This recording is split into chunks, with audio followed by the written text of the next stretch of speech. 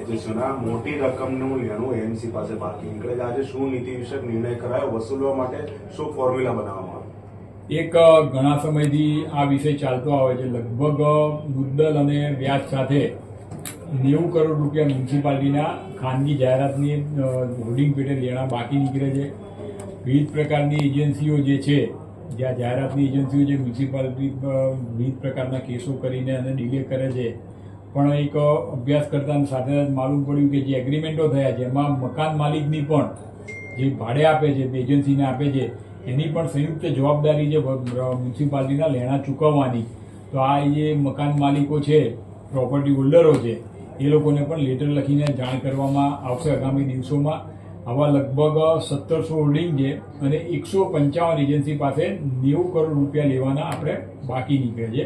સાથે સાથે એક નિર્ણય આપણે એવો પણ કર્યો કે ટેક્સના બિલના એનો ઉલ્લેખ કરવાનો કે ભાઈ આ મકાન ઉપર ટેનામેન્ટ નંબર સાથે કે જાહેરને લેણા એટલે કે જાહેરાત પેટે મ્યુનિસિપાલિટીનું આટલું લેણું બાકી છે, એવું પરમનન્ટ એનો સમાવેશ થાય એવું કરવા માટેની સૂચના આપેલી છે. ઓકે.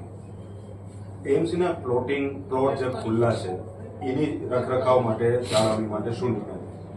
એક આજે મહત્વનો નિર્ણય કરીને સૂચના આપી છે ડિપાર્ટમેન્ટને કે મ્યુનિસિપાલિટીના જેટલા બી ખુલ્લા પ્લોટ છે એનું પંચનામું કરવાનું અને જ્યાં જરૂર પડે ત્યાં કોર્ટ કમિશનની પણ કાર્યવાહી કરી લીગલ ખાતાનું ઓપિનિયન લઈને કોર્ટ કમિશનની પણ કાર્યવાહી કરવાની સૂચના આપેલી છે. ટ્રાફિક સમસ્યાના દબાણને લઈને ગુજરાત હાઈકોર્ટે ફરી એકવાર તંત્ર અંગે ટિપ્પણી કરી છે. આ મામલે તંત્રનો શું જવાબ છે? કામગીરી શું થશે?